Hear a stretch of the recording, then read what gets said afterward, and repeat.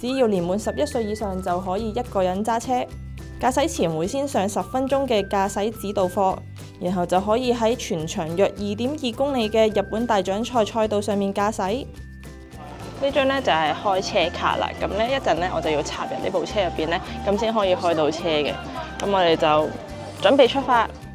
呢個項目就當然唔只有駕駛咁簡單，玩家需要按照指示挑戰各種任務，去到起跑線前要等待，紅燈全滅就要即時按下油門加速。賽道上有 S 彎道同埋高速主直道，想體驗速度感，記得切換到4檔。